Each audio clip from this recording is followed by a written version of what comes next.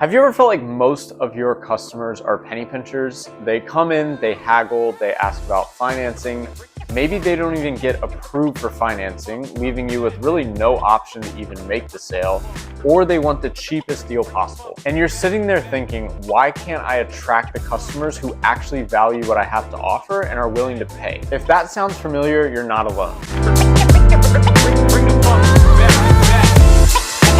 Hey, what's up guys? My name is Grant, and after scaling my own furniture business to over $4 million a year, I now help other furniture business owners do the same with marketing and scaling techniques that I use myself and now use to help other furniture business owners grow to 7 figures and beyond. And in this video, I'm going to teach you exactly how to stop attracting the cheapest customers and start attracting people who are actually willing to pay a higher price for your product. Believe me when I say this is probably one of the most common complaints that I hear from store owners. And generally, it leads to a race to the bottom on pricing, leaving you with little to no profit and a business that you probably hate. But here's the thing that a lot of business owners don't understand. It's that the customers you attract are almost always a direct result of what you are doing on the marketing side. When I dig into a business's ads, website, promotions, 9 times out of 10, I see the same thing. Their marketing is built almost entirely around low prices and financing. They say we're the lowest prices in town, 0% financing for 48 months, anyone gets approved. Now don't get me wrong, there's nothing wrong with mentioning price. Competing on price somewhat is part of the furniture industry and really almost any industry. But when price is your main selling point, who do you think you're going to attract? Well, you probably guessed it. You're going to attract the people who only care about the lowest price.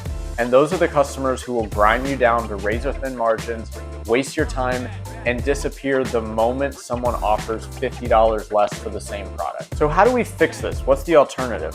Well, the stores that thrive, the ones that get wealthier customers who are easier to work with, focus their marketing message on competitive advantages beyond pricing. So what do I mean by this? Before I get into how to fix this, if you're a furniture business owner who's looking to scale by having experts handle your marketing, or you'd like consulting on how to be an expert marketer for your furniture business, plus learn all the other aspects needed to properly scale to 7 figures and beyond, check out the links below. We offer done-for-you marketing services exclusive to the furniture industry, and I personally offer one-on-one consulting to a limited number of business owners each month to teach you how to market and scale. All right, now let's get back to it. Wealthier customers still want a deal, but here's the difference. They value their time, effort, and peace of mind even more than saving a few $100. That means instead of advertising lowest prices everywhere, highlight things like white glove delivery and setup, exclusive limited collections, fast, convenient shopping experiences, extended warranties, design consultations, etc. And yes, I understand that your business might not be set up to do this right away, but this is something you might want to consider adding to your business model because again, if your only competitive advantage is price, you're only going to attract the people that care about price. If you want to attract the wealthier consumer base, you need to offer things that they actually care about. So this is not just necessarily on the marketing side. You obviously need to have these aspects implemented into your competitive advantages as well before you can market them, but I'd highly suggest doing that. These are the kind of benefits that speak the language of someone who has money but doesn't have time to waste. And when you lead with these advantages, you instantly shift the type of customer that you attract. And when we talk about messaging and marketing, it's actually more than the copy and the primary text, the headline, all that. It's also about the images and the creatives, the videos, whatever it is that you're showcasing to your audience. Here's an example. Let's say your ads show a sofa in a small, cluttered living room with average decor. Well, what kind of buyer do you think that photo speaks to? Now imagine the same sofa staged in a beautiful modern home with high ceilings, big windows, and designer finishes. Which customer do you think sees themselves in that picture? That's exactly what I mean by speaking their language. We've seen it over and over. Once stores upgrade their photos, their videos, their copy, and starts presenting themselves like a business that actually caters to those higher end buyers, they start attracting those same buyers. And like I said earlier, yes, sometimes this even means making small shifts in the actual business model itself. If up to this point you've only relied on selling things because you're the lowest price in town, you may want to consider adding and offering some other competitive advantages to speak the language of those higher end customers. Some easy examples of this would be a premium delivery option. So Maybe right now you offer curbside delivery.